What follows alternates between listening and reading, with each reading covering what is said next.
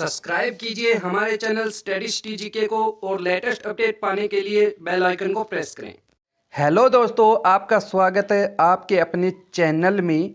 आज हम करने वाले हैं दोस्तों शक और पल्लव वंश। ठीक है दोस्तों, हमने पूरी सीरीज बनाई हुई है हिस्ट्री की, ठीक है, प्राचीन भारत की। तो आप जाके देख सकते हैं, आई बटन में मैं इसका लिंक दे दूंगा। ठीक है, तो यहाँ पर देखते हैं दोस्तों। देखो, छोटी सी वीडियो है, वीडियो को पूरा देखना और इम्पोर्टेंट क्वेश्चन लिए शक और पल्लव वंश के हमने।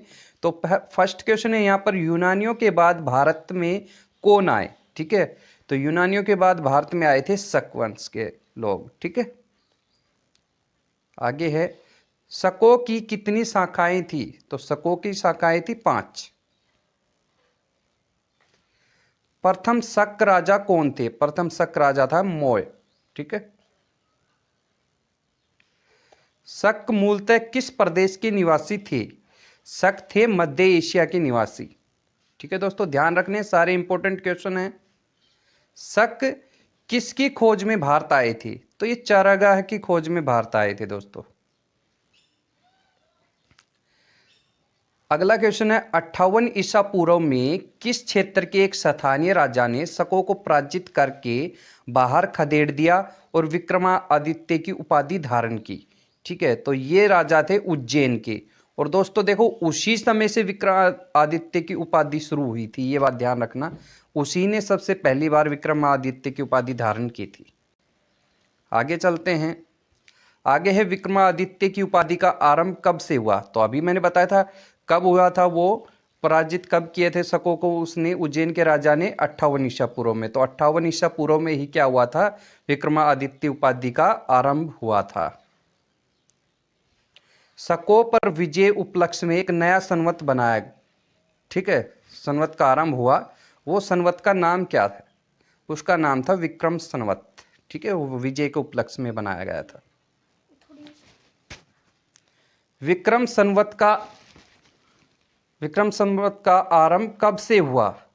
ये हुआ था 58 ईसा पूर्व से। शकों के शासन काल में विक्रमादित्य एक लोकप्रिय उपाधि बन गई, जिसकी संख्या भारतीय इतिहास में कहां तक पहुंच गई?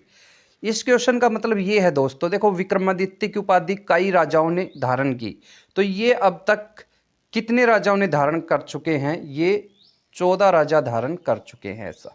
ठीक है, विक्रमादित्य की उपाधि। अगला है, विक्रमादित्य की उपाधि के नाम से विख्यात शासक का नाम क्या है? तो ये है इंपॉर्टेंट क्वेश्चन। एक राजा ऐसा हुआ है जो सबसे ज्यादा विख्यात हुआ है विक्रमादित्य के नाम से, ये था चंद्रगुप्त द्वितीय। अगला क्वेश्चन है, शकों का सबसे प्रतापी शासक कौन था? शकों का सबसे प्रतापी राजा था, शासक जो था, वो था रुद्रदामन प्रथम। अगला क्वेश्चन है, रुद्रदामन प्रथम का शासन किस क्षेत्र में अधिक था? तो ये सबसे प्रतापी शासक था शक वंश का, और इसका सबसे ज्यादा जो शासन किया है इसने गुजरात में किया है दोस्तों। आगे है, रुद्रदामन किस भाषा का प्रेमी था? देखो, बहुत प्रिय भाषा थी उसकी संस्कृत। ठीक है, रुद्रदामन की। भारत में शक राजा अपने आप को क्या कहते थे? ठीक है, अपने आप को ये कहते थे क्षत्रप। ठीक है, क्षत्रप कहते थे। आगे है, पश्चिमोत्तर भारत में, ठीक है, शकों के आधिपत्य के बाद किसका आधिपत्य हुआ? ये इसका मतलब ये है, शकों के बाद कौन सा वंश आया? ठीक है, तो ये कौन सा वंश आया था? पल्लव वंश या पार्थियाई वंश भी कहा जाता है इसको दोस्तों, ध्यान रखना, दोनों ही नाम है इसके। आगे है, सबसे प्राचीन पार्थियाई राजा कौन था? मतलब सबसे पहला या सबसे प्राचीन एक ही बात है। ये थे गोंडोफर्निस। ठीक है, गोंडोफर्निस ये राजा थे। अगला क्वेश्चन है, पार्थियाई लोगों का मूल स्थान था।